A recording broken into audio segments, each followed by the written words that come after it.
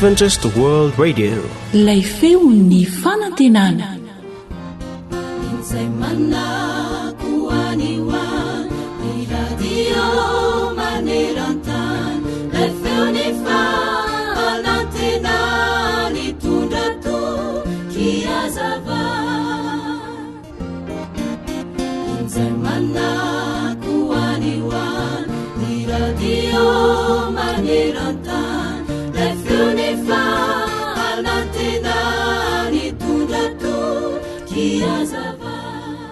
Marie Stuart dia anisan'ny mpanjaka vavy ny Angletera. Masika dia masika tokoa ity mpanjaka vavy ity tamin'ny androny, ary anisan'ny nanenjika ny protestanta tany Angletera. Rehefa nasaina nosamborina ka entina ho vonoina ity mpitondra fivavahana malaza anankiray atao hoe Grammaire, dia ilay teny ao amin'ny Romanina toko 9 ny 9:20 no nampahery azy indrindra. Izao mantsy no voalazan'izany teny izany manao hoe ny zavatra rehetra dia miara-miasa hasoa izay tian'Andriamanitra. No heverin'ny Grammaire fa na inona amin'izeo, na dia ny fahafatesana aza, dia hiara-miasa hasoa azy satria tian'Andriamanitra izy. Ny faniriana ary dia ny ahatonga antsika rehetra ho tia sy ahatoky ary ankatoka hijoro amin'ny soratra masina, ary dia ahazoto hamaky sy handinika izany isan'andro. Tsy misy tokony salasalana mantsina dia kely akory aza, fa izay mahatoky izay voalazan'ny tenin'Andriamanitra dia tsy maintsy ahita fitahiana sy soa na amin'ny ara-nofo na amin'ny ara-panahy azo avy amin'izany tenin'Andriamanitra izany. Ny Baiboly hanisan'andro no fonaina, rasoa ampofaza malaina, fatomotrany andro izao.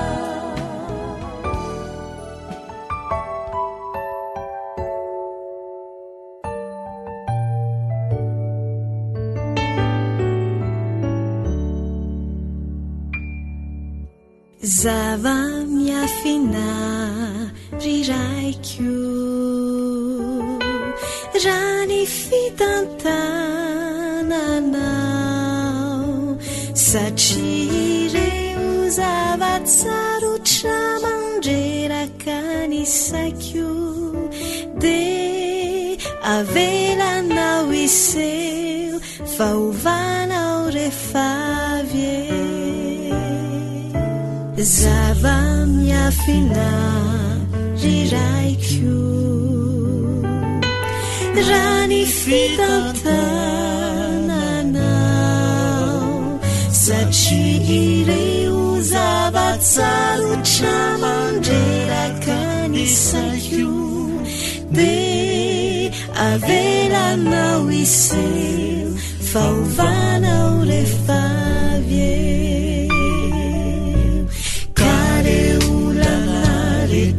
Mitranga lokondany tramainty tsy manga, dia ainao ampitovina fifalina fahorina leo mangilina.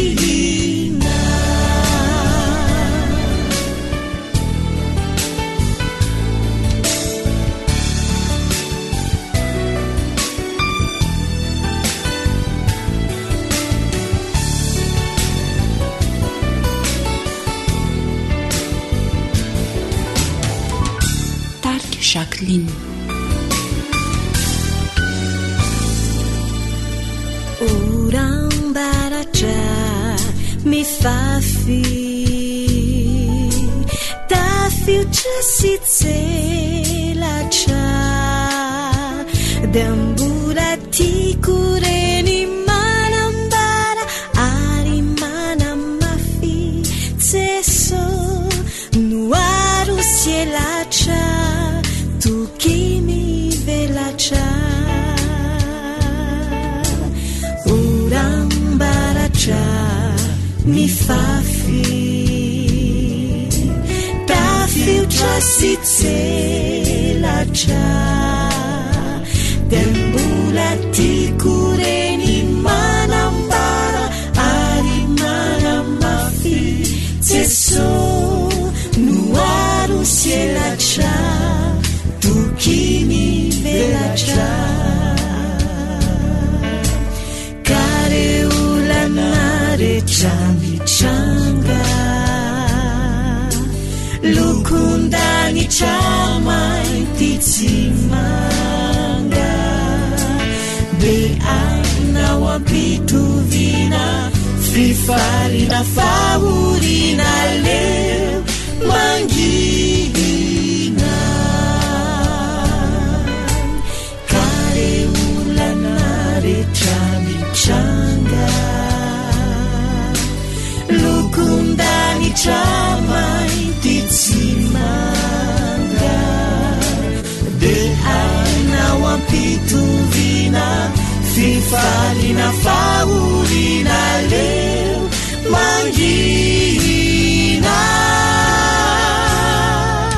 aleo mangina.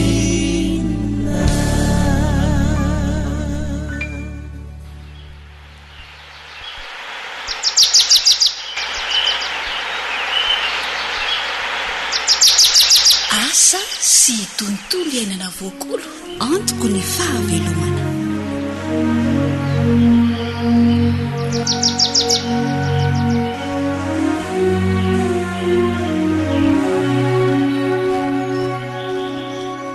Mankasitraka ny fanarahanao fandaharana eto amin'ny onjam-peony feny fanantenana. Miarahaba tompoko sady mirary ny fitahian'Andriamanitra ho anao sy ny ankonanao. Zezika mora vita ny komposta 7 andro arak'izany anarany izany. Kanefa sady tena mahavokatra no mahasalama ny vokatra azo avy amin'izany. Izany hoe ny vokatra ho tazana sy jinjaina eo izany. Noho izy zezika biolojika. Noho izany mamporisika anao hanamboatra komposta 7 andro. Raha tsy haivina kely dia mila hamandona 700 ny komposta 7 andro. Ny ahafantarana izany moa dia rehefa potserina amin'ny tanana ny zezika efa voafangaro ka mitambatra fa tsy miparitaka kanefa koa tsy mitera-drano nefa mando dia ara-dalàna izay ilay hamandona. Averiko a, rehefa potserina amin'ny tanana ny zezika efa voafangaro amin'ny rano izany ka mitambatra fa tsy miparitaka kanefa koa tsy mitera-drano be nefa mando dia ara-dalàna izay ilay hamandona. Izay ilay hamandona 700. Tadidinao? Inona indray ary ny tokony atao manaraka? Andao aritsika iaino ny toy ny tantara dia ny fizarana faharoa izany dia ho fantatrao.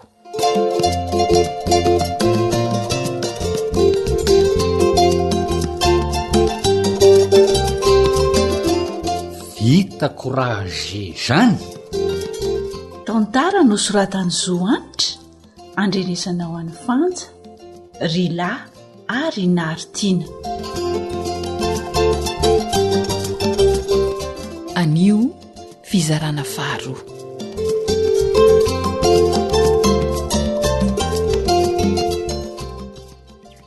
Misy amandona kendrena ary zareo rehefa manao komposta 7 andro tsy avela ho be rano be ny zezika fa zao raha potserina ny filatanana ny fangaro ka hita fa mivaingana fa tsy miparitaka voatambatra tsara sady tsy mitera-drano nefa mando dia zay ny amandona kendrelaiko. Azoko andrasony andrasony afangaroko tsara reto dia anao fanandramana potserina ny filatanana zany le fangaro didea. Zao veringarabary ao mbola miparitaka ary dedea mbola mila ampiana rano kely ihany zany io mba hitambarany keno etre ataovy tsy kelikely rangaty iso lasa be rano indray io ka tsy mety manginy ianao fa zany manao azy aloha zao miara-mianatra mariny zany tenin'ny zory zandry dedea hitanao zany ary tena azo vokatra mihitsy nareo raha izao fahaizanareo miara-miasa zao ny jerena andramokely indray aloha zao hoe io zay atambaro tsara amin'ny tanana zay vao tena izy tsy mitera-drantsony le izy nefa mitambatra nefa tsy mitera-drano mando le izy tena ovily efa itsy no maniko itsy ny milolo ametrahana azy ny ngarabary sao de mifoka rano tany misy azy io ka zany ianao ka tena irakiraka mahafatraporo zorobea aleo fa zano ametraka ny zezika eo ambon'io de ho zory kosa very de dina efiseny lehilahy zay ny ianao ala mino tsara ny fametrahany sy azy eo ambon'io ay zao indrindra zao mety tsara ty izy eto ambany alokaloky ny mangy ty satria mila rovana amin'ny masoandro sy ny orana mantsy ny fangaro aitsika ny komposta fitoandro ry zorya sanomana migoelaka aloha ny zezika so tsy mety eo vao hifanilika io indray nareo mivady io goelaka io aingana ary dede asarony an'le zezika fa azy ilozana medinedina ohatra ny akola afatahaka eo fotsiny mahafinaritra kosi zany kity makamakaina zany sisa de miandro fitoandro tonga de azo ampiasaina io rongarabary io oka aloha mila vadika indroa isan'andro ny zezika ka ao anatin'ny 5 andro nanaovana an'izay fa madibadiany zay aza maimaika hoe ry dede mbola akainy eo foana ianao fa mila vadibadika maraitseriva zany aloha ny zezika mandritry ny 5 andro hitako zany raha matotia ieno nany ohatran'izany izy so de verinao fatao mangaso ary reto sandriko reto de inona no atao amin'ny lindroandro farany ringarabary fa lozandrazory manadroadro fotsiny io se vao makainy zay fa amin'ny 5 andro voalohany de tsy maintsy avadika ny zezika maraitsy ariva io maraitsy ariva io mba tsy oatra ny 10 degré ny hafanany misy antony ve so mifamony indray reo bibikely natao ana masaka ny zezika raha mafana loatra ny maripana aza matao ohatra ianao ringarabary zezika tsara voatra no hitanao afaka fitoandro za koa mandalindalo eo ihany sao le fanamboarana n'le lalo vai ahoana moa ringarabary io indray dede miatratra tsy lavoka eo koa ray lahabe mahamenatra mihitsy rongarabary zory tsisy mamenatra re zany ry zory taoa ny soa ne fianatra tonga de ho ampianariko anareo fa tena ilaitsika tatsaha iny fa tsy androany fotsiny aloha fa na mifandalovako manaraka de misaotra betsaka re rongarabary tena olona tsara fanahy mihitsy ianao tiako anga dede kosa anga ratsy aminao ry zorya mamarena dedea ka lasa rizy mivady ieny ary sotra tompoko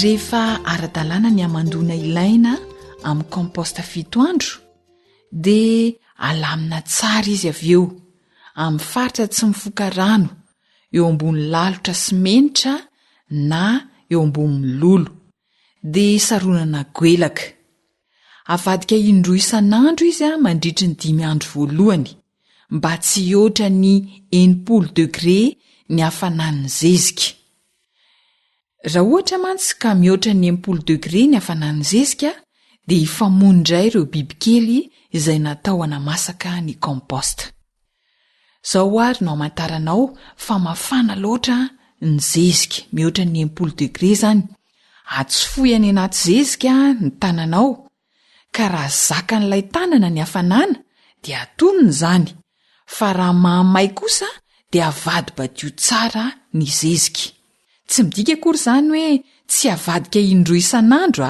fa avadika indroa isan'andro fa avadibadika tsara zany mba tsy hihoatra ny 80 degré ny hafanan'ny zezika fa kosa ny 2 andro farany dia tsy kitihana intsony ny zezika, tsy avadibadika intsony izany. Rehefa tapitra ny 7 andro dia vonona ho ampiasaina ny komposta 7 andro. Dia manao vary fampiarana zoanitra ny nanomana sy nanolotra ny fandaharana asa sy tontolo iainana ho anao. Rila kosa ny teo amin'ny lafin'ny teknika mametraka mandra-pitafa ho amin'ny manaraka indray raha sitrapon'Andriamanitra.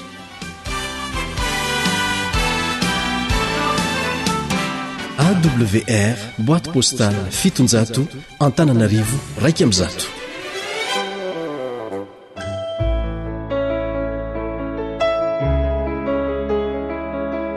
Sambatra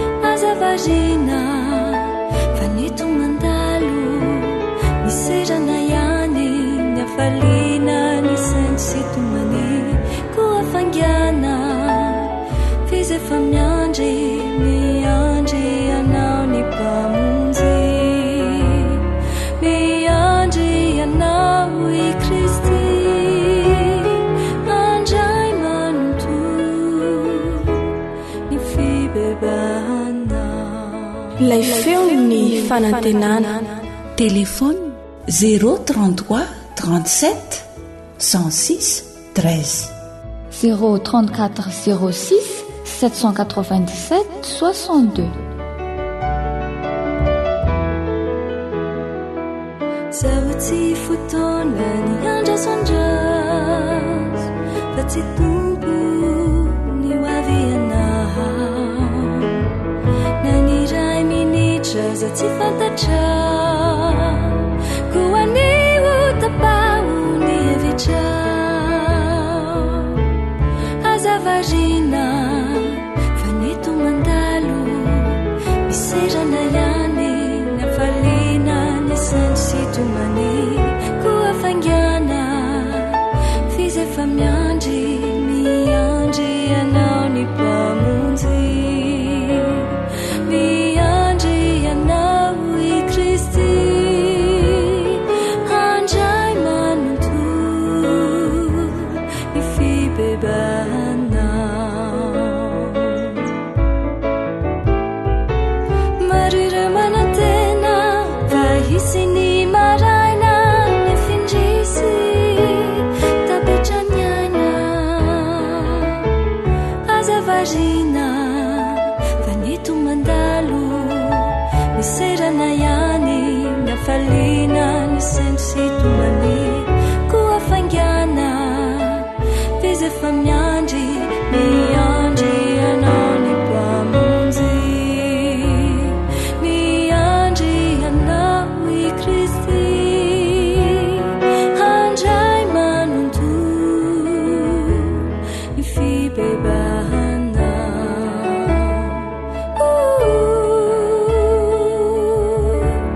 ny fibebanao.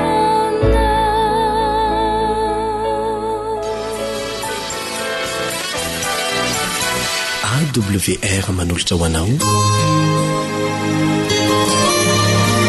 feon'ny fanantenana.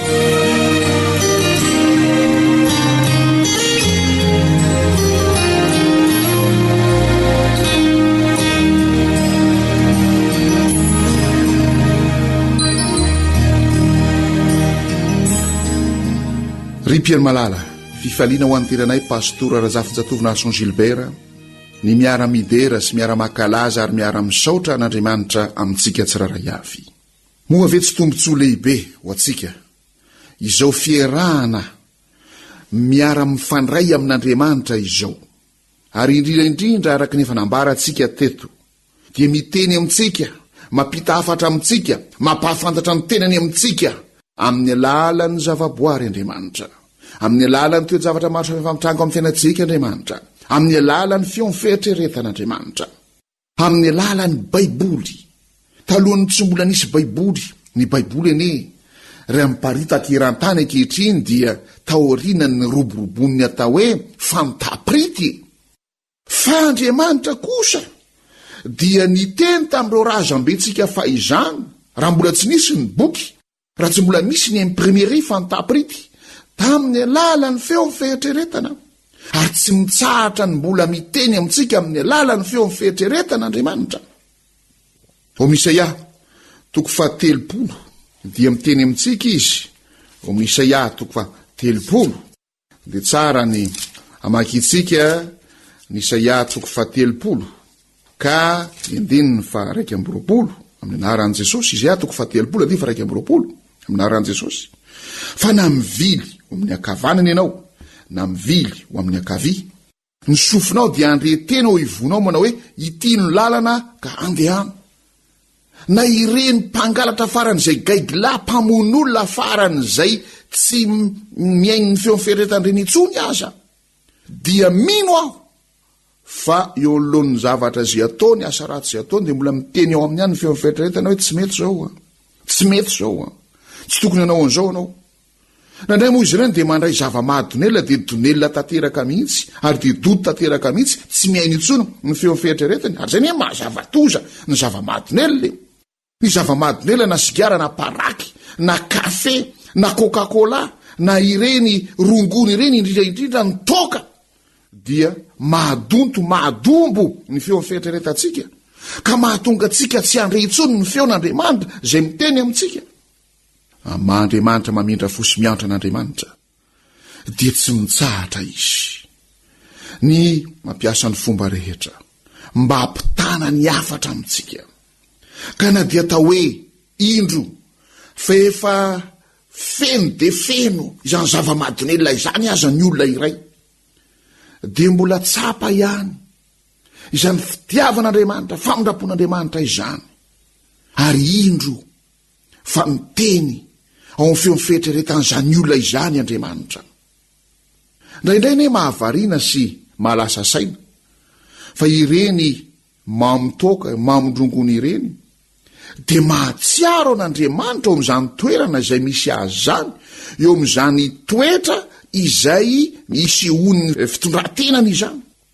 Ary firifiry amin'izy ireny moa no diraina ny tompo fa natsiaro tena, ny bebaka ary ny ova fo tanteraka, ny rariana, ny mpisotro toka rehetra, mifoka sigara rehetra, mpina paraky rehetra, misotro kafe rehetra, ireo mpinana zava-mahadomela rehetra, dia naiky ny bitsiky ny fanahy masina ao amin'ny feon'ny fieritreretany, ka anapa-kevitra tsy misy fisalasalana, anapa-kevitra tsy misy ady hevitra, ny hiala amin'izany, hanapaka tarangana an'izany, ary iova fo tanteraka.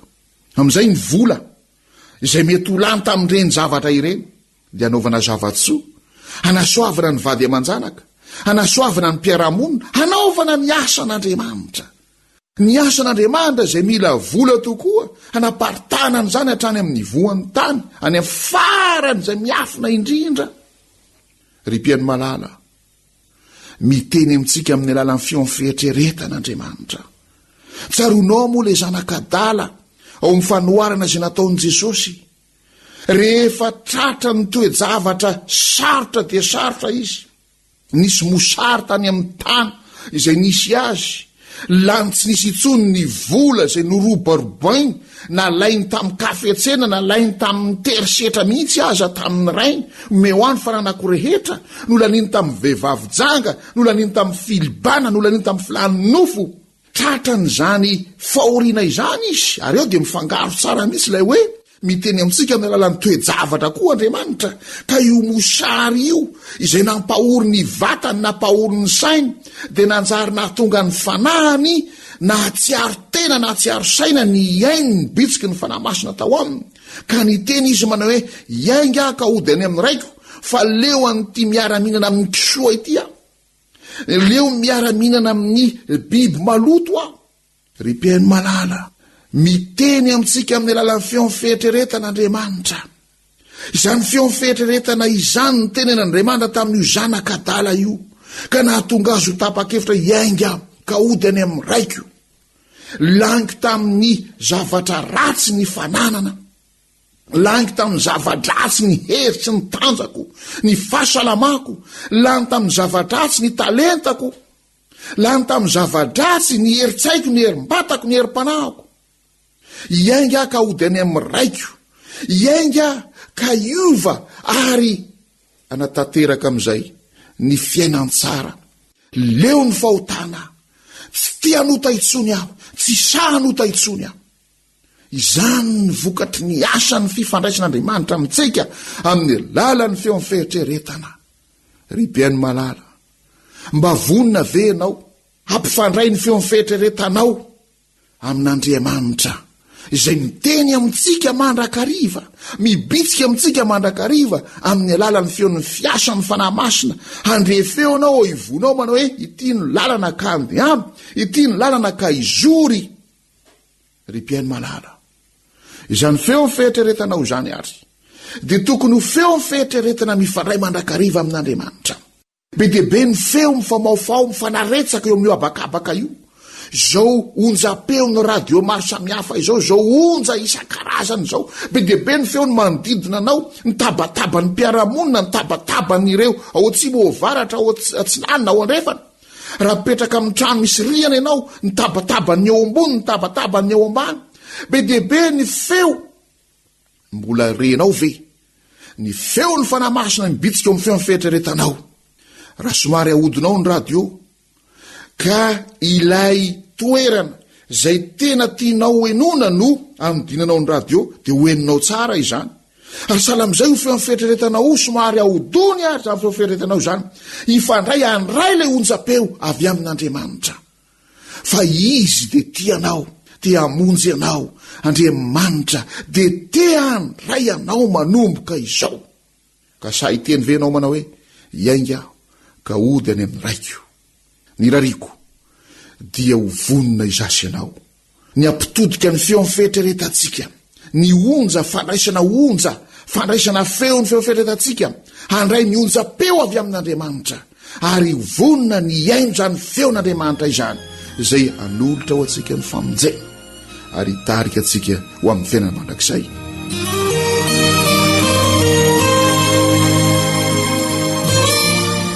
Ivavaka isika, misaotra Tompo Andriamanitra ay fa vonina ny teny aminay ianao, vonina hampitafatra aminay ianao, vonina handray ny tananay ianao, vonina hitarika anay eo amin'ny lalan'ny fiainana mandrakizay ianao, vonina hitarika anay eo amin'ny lalan'ny fahasambarana, lalan'ny fifaliana, lalan'ny fafinaretana tena izy ianao.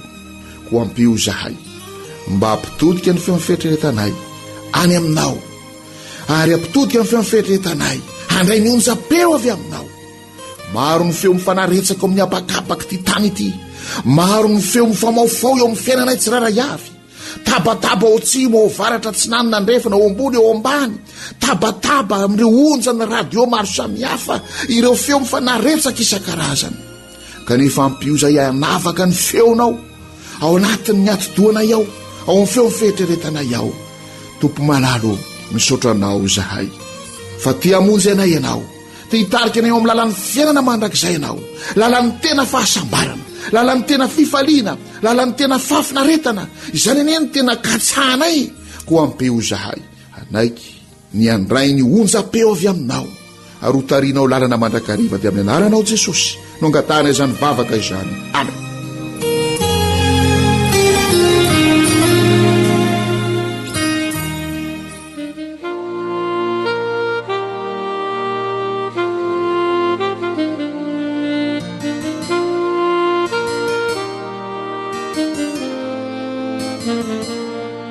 Tarika hanitra Kristy.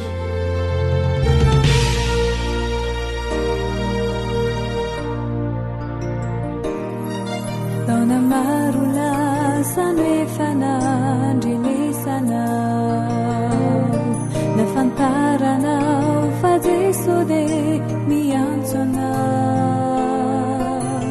Lefizany hatramizay tsy mba nampiraiky anao, naleona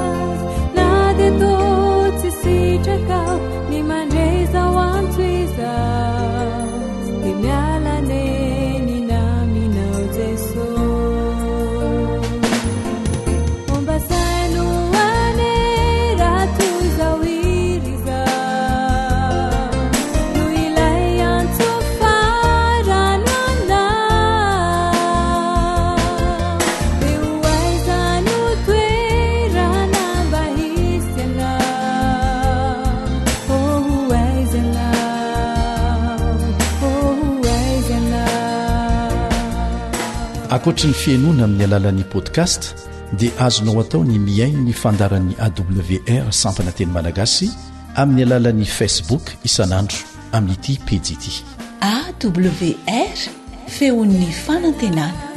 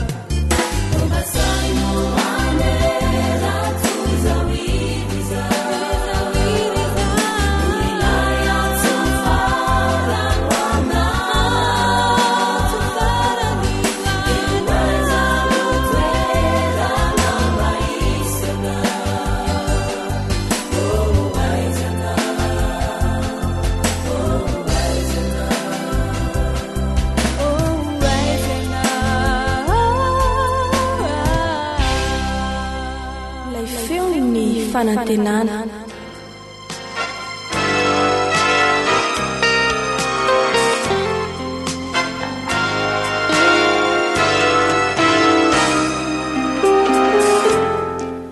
Harena ny fahasalamako. Harena ny fahasalamako.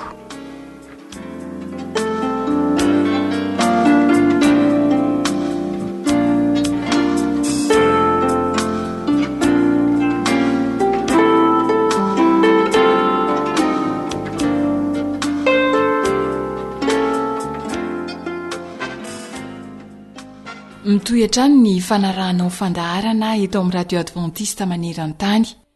Arak'ilay feokira famantarana teo moa dia fandaharana rena fahasalamako no renesinao zao, koa dia manasanao hanohy fahalianana hatramin'ny farany.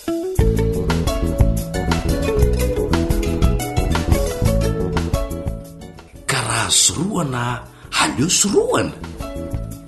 Tantara no soratany Zoanitra, andrenesanao any Rila sy Nartina.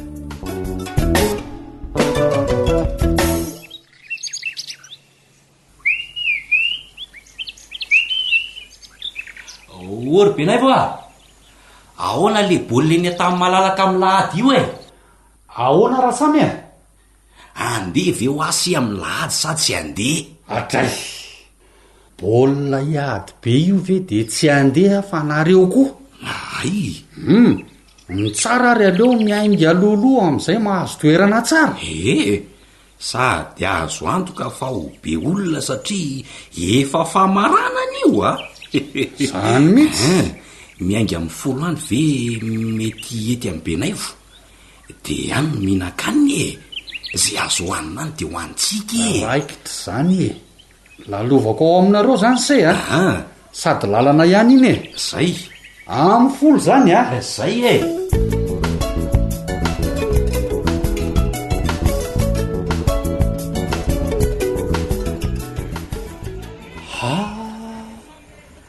ary mitovy hevitra tamintsika ireto olona. Tokoa efa be olona sahady andao ry benaivo tonga de hoery alolo ery fa sao lasa ny olona indray toerana tsara io a. andany se tonga de mitady toerana iny fa zany de hitady toerana ivoahana kely vetivety aloha e.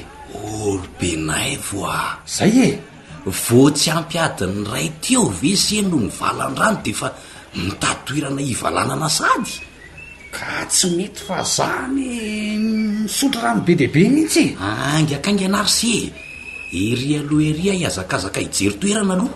hitako foana ny toerana se fa andany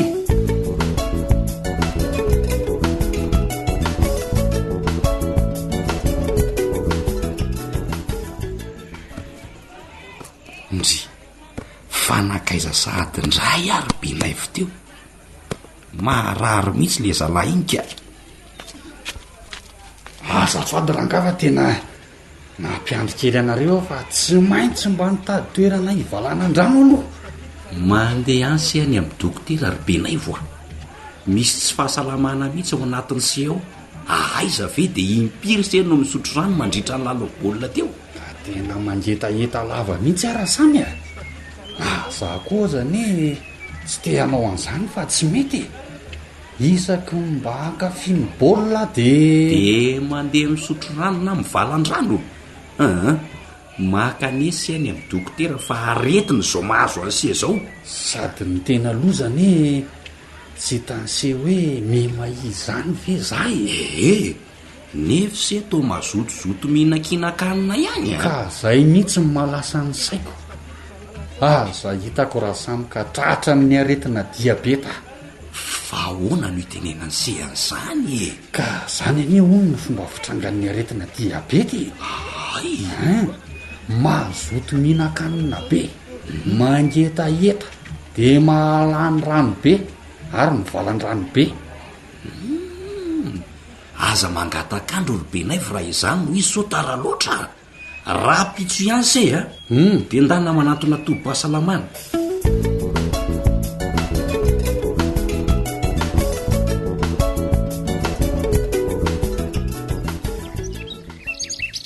Ka nanahoana ny fahasalamana ry benaivo a, efa tany amin'ny dokotera ve se diabeta raha samy mila fitandremam-pahasalamana be dehibe. Mihinana fanafody, ny sakafo hohanina mila tandremana tsara. Ataovy ry se fa mahasoa zany a. Tsy maintsy raha samy zava-dozany fiatraikan'ny diabety zany mahatonga fahasimbana maharitra eo amin'ny ozatatitra. Ny lalan-dra zay mety hiteraka aretim-po. Eo koa ny fahatapahany lalan-dra any amin'ny ati-do. Ary eo de eo ihany koa ny fahavoazan'ny vo. Lasa tsy afaka manatanteraka ny asany araka ny tokony ho izy tsony izy. Zany ve? Zany mihitsy. Ary tena retina ratsy ihany anie zany le diabety tena ratsy ho dokotera fa zany hoe raha voara-maso ara-potoana ny tany siramamy eo amin'ny olona tratrany de mba azo atao tsara ny misoroka na mandanjalanja ny fanombana terany eo amin'ny vatana. Misy fitsaboana tao zany. Ny fitsaboana tsara indrindra de ny misoroka raha samy fanga soroana ny aretina diabeta ry benaivo amin'ny fanovana ny fomba fiaina ho dokotera. Ny sakafo hohanina, manao fampiasam-batana ara-dalàna, misotro rano betsaka, miala sasatra araka ny tokony ho izy sy ny maro hafa ka raha soroana aleo soroana ry benaivo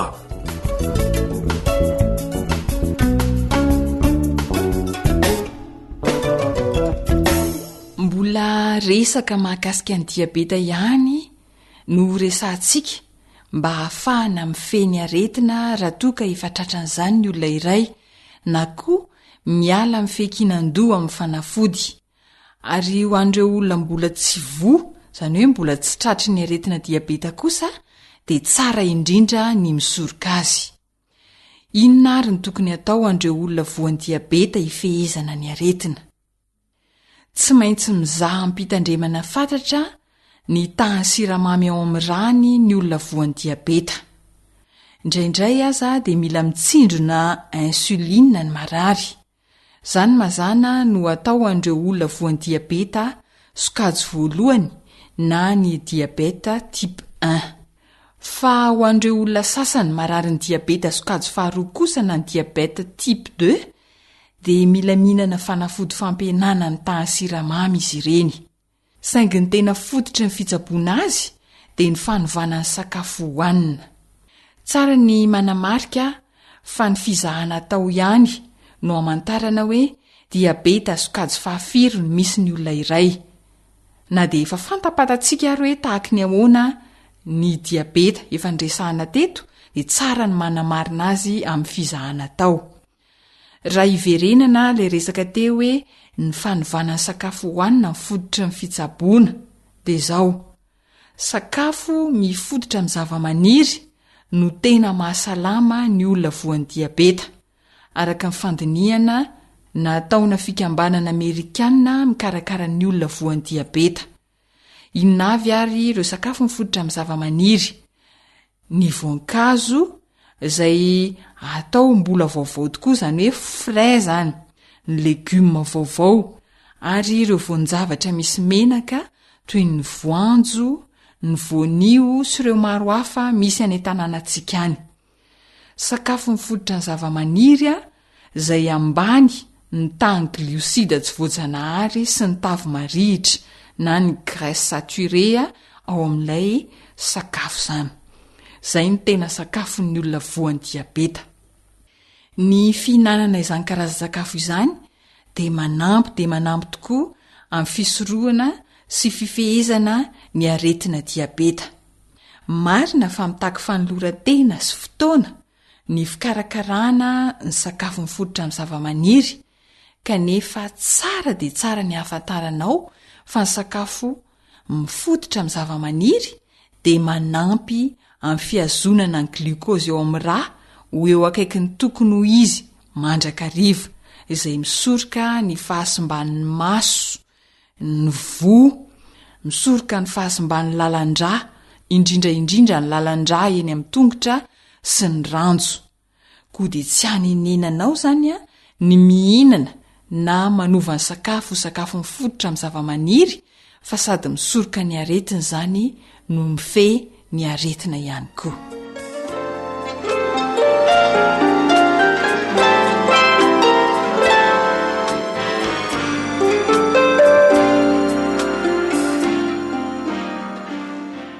Averimberina ombieny fa amin'ny aretina rehetra dia ny fisorohana no fitsaboana tsara indrindra. Ekena fa aretina manaranaka ny diabeta, kanefa azo indray aman-dreny atao tsara ny miaro sy mifehy ny aretina ary misoroka ny fahafatesana mety miatra alohan'ny fotoana vokatry ity aretiny ity amin'ny alalan'inona ary. Amin'ny alalan'ny fihinanana sakafo voajanahary mahasalama izay efa ndresantsika teo, izany hoe ny sakafo mifototra amin'ny zava-maniry izany. Amin'ny alalan'ny fanaovana fampiasam-batana tsy tapaka ihany koa. Dia inona ihany koa? Ny fahaizana miala sasatra araka ny tokony ho izy, ary amin'ny alalan'ny fisotroana rano betsaka. Dia anisan'ny fiarovana sy fifehezana ny aretina tsy hahafaty mialohan'ny fotoana ihany koa ny fikolokoloana, ny fifandraisana tsara amin'ny hafa, ary indrindra ny fahatokiana ilay Andriamanitra izay namorona sy niahantsika.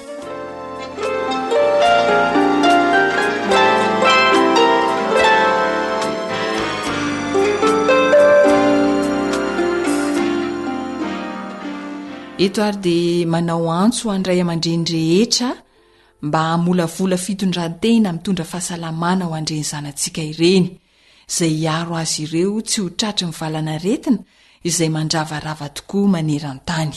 Anisan'izany ny diabeta. Ny lehibe, izany hoe ny ray aman-dreny no ohatra tsara indrindra tahafin'ny ankizy eo amin'ny sakafo hohanina izany, dia ny sakafo mifototra amin'ny zava-maniry. Eo amin'ny fanaovana fampiasam-batana izany, mila mampiasa vatana araka ny antonony ny lehibe sy ny ankizy.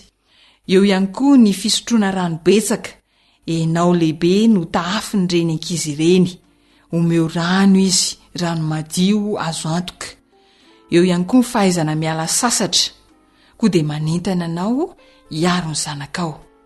Tsy zavatra sarotra akory ireo fisorohana sy fifehezana ny aretina diabeta ireo, fa mitaky finiavana kely amintsika lehibe. Mino izahay mpikarakara amin'ny fandaharana rena amin'ny fahasalamako, fa ho vita izany miaraka amin'ny fanampian'ilay Andriamanitra namorona antsika, satria tiantsika ny zanakitsika. Sady sarobidy izany hoe salama izany. Andao anao dingana hanova ny fomba fiaina mba ho salama.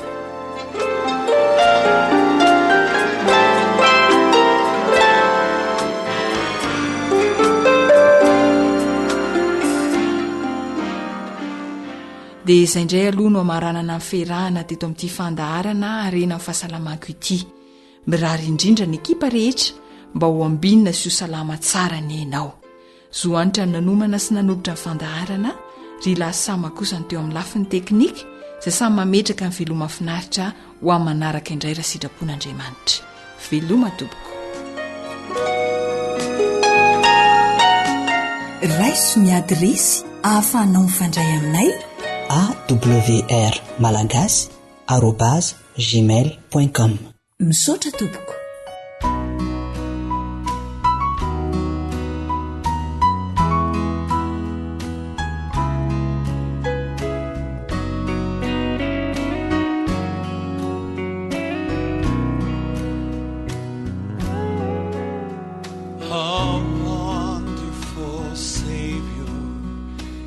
Jesus, my Lord, a wonderful Savior to me.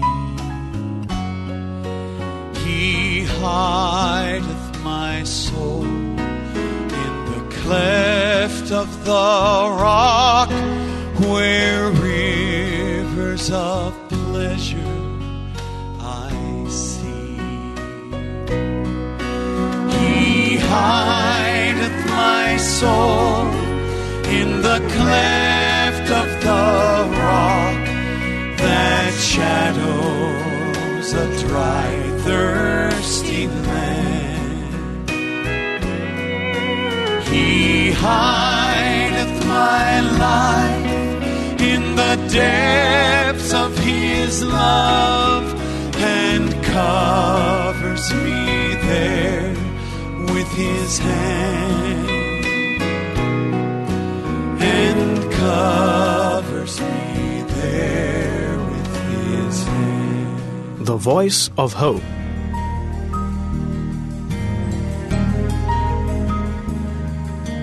Faniteninao no fahamarinana. Taridalana manokana fianarana baiboly avoaka ny Fiangonana Adventista maneran-tany. Iarahanao amin'ny feon'ny fanantenana sy ny departementany sekoly sabata.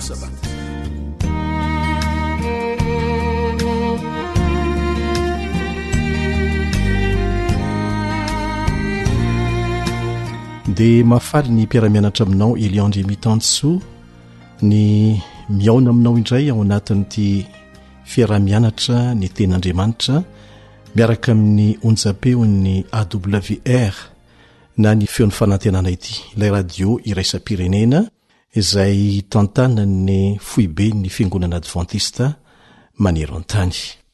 Mitoy ny fiarantsika mianatra mikasika ilay Andriamanitra namorona antsika, mikasika antsika olombelona izay noforonony.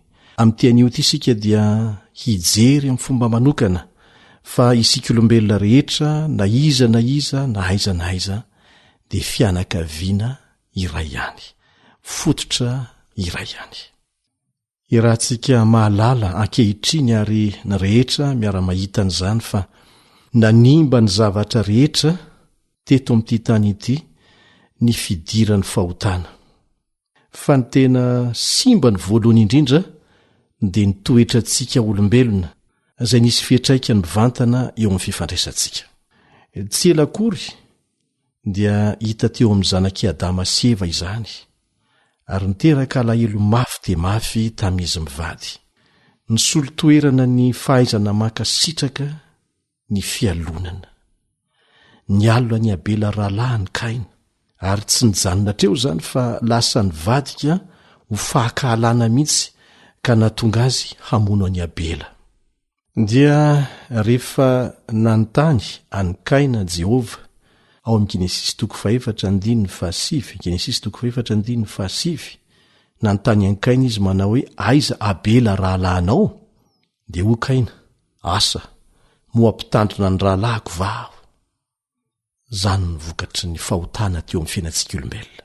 Lasa tsy mifampiahy intsony, tsy mifampiaro intsony, tsy mifampikarakara intsony, ary mihoatra noho izany lasa mifamono. Ny fanontaniana napetrak'Andriamanitra taminy sy ny valiteny nomeny anefa dia maneho mazava tamin'ny Kaina ny afatra tian'Andriamanitra ampitaina aminy fa tena mpitandrina ny rahalahiny mihitsy izy. Ry mpiara-mianatra amiko, nataon'Andriamanitra ho mpitandrina ny rahalahintsika isika. Na iza manodidina antsika, nataon'Andriamanitra ho mpitandrina ny anabavintsika isika ny rahalahintsika isika. Ikena fa efa diso tamin'izany lafin'izany isika rehetra. Nanao zavatra tsy nety kanefa tonga ny fotoana hanaovan'Andriamanitra antso amintsika indray, fa natao mpitandrina ny rahalahintsika isika, natao mpitandrina ny anabavintsika isika. Zao ny vakintsika eo amin'ny oabolana 2 ka ny 2. Oabolana 2 ka ny 2. Miaona ny manan-karena sy ny malahelo, fa Jehova no mpanao azy rotonta. Miaona ny manan-karena sy ny malahelo, fa Jehova no mpanao azy rotonta. Inona ny tiany ambara amin'izany? Eo amin'Andriamanitra dia iray ihany isika rehetra.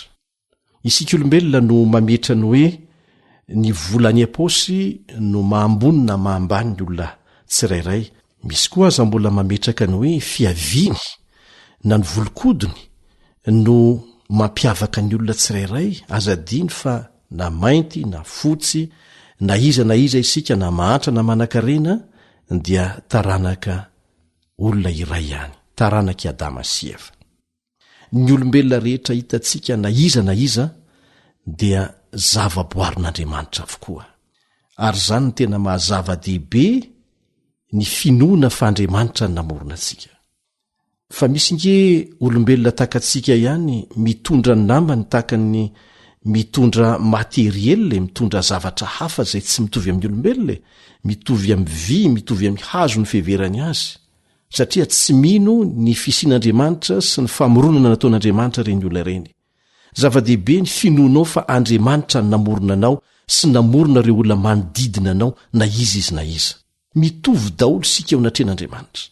Tsy misy ambony sy ambany no ny antony izao na izao. Tsy miankina amin'ny volokoditra na ny toerana misy ny olona anankiray izany, tsy miankina amin'ny habetsahan'ny fananana ny am-paosy izany, satria no arian'Andriamanitra araka ny endriny ny olombelona tsirairay. Rehefa nanota isika dia mbola izy koa nanao planina hamonjena antsika tsirairay, ary maty teo amin'izay tokony ho nahafatesany tsirairay amintsika izy.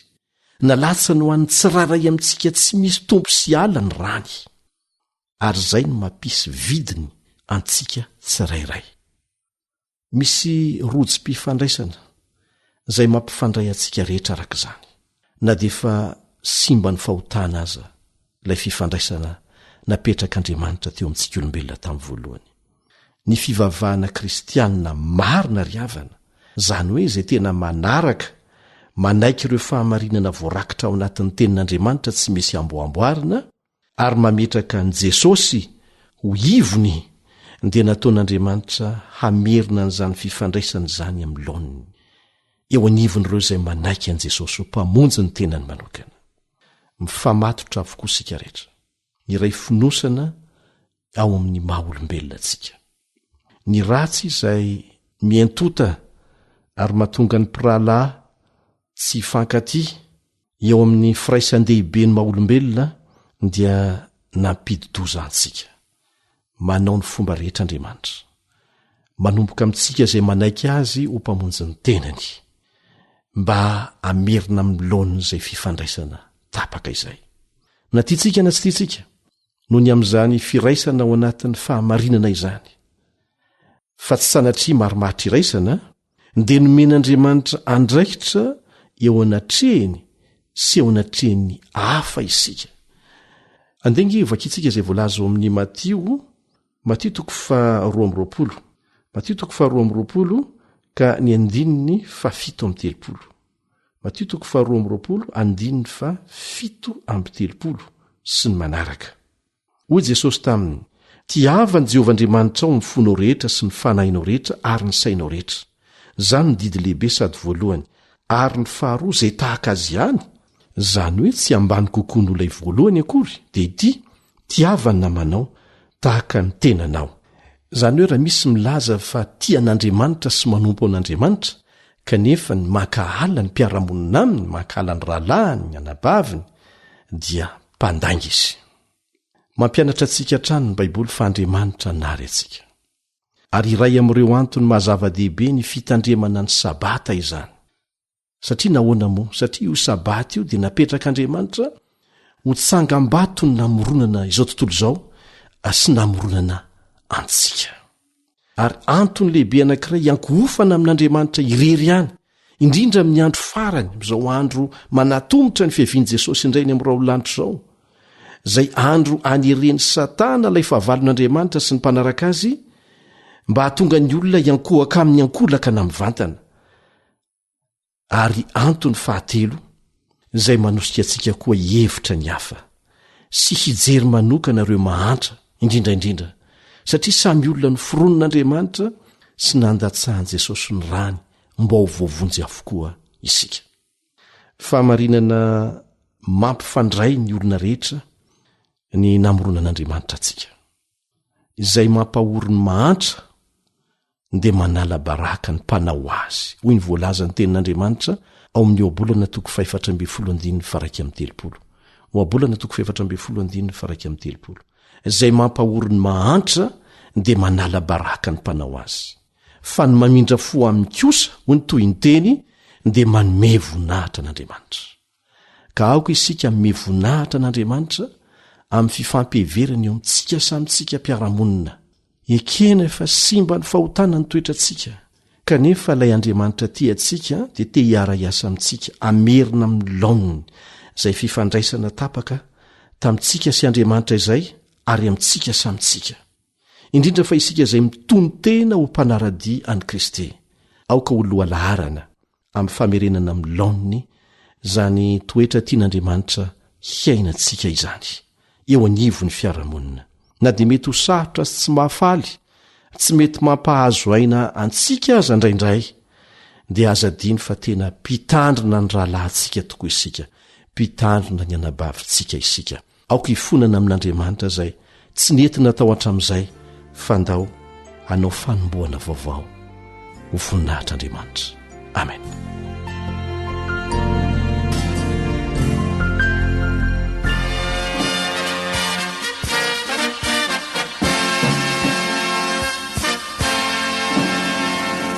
Adventist World Radio, the voice of hope.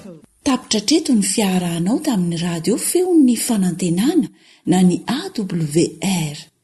Azonao atao ny mamerina miaino na maka mahimaimpona ny fandaharana narahanao teo amin'ny fotoana rehetra ilanao azy. Raisoaryn'ny adresy ahafahanao manao izany: www.awr.org. Mandrapitafa indray ary.